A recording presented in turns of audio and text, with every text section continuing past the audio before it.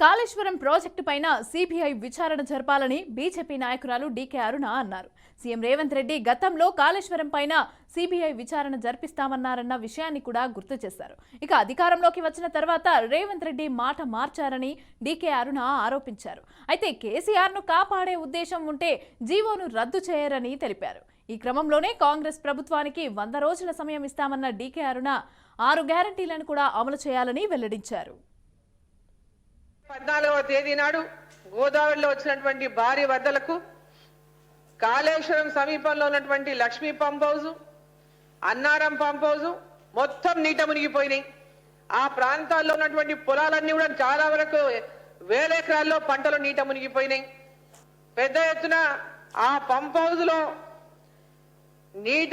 మొత్తం నీటిలో మునిగిపోవడానికి కారణమంతా కూడా నిర్మాణంలో ఉన్నటువంటి లోపం వల్లనే, నిర్మాణంలో ఉన్నటువంటి నాణ్యత లోపం వల్లనే, డిజైన్ లోపం వల్లనే అనేటటువంటి అనేక ఆరోపణలు ఆ రోజు మనం ఆ ప్రభుత్వం పైన చేయడం జరిగింది.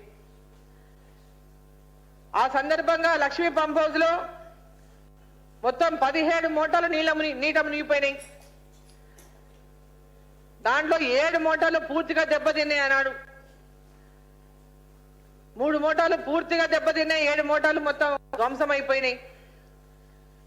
దాదాపు 2000 కోట్లకు పైగా నష్టం జరిగిందని చెప్పి పెద్ద ఎత్తున ఆ రోజు అందరం కూడా మాట్లాడడం జరిగింది.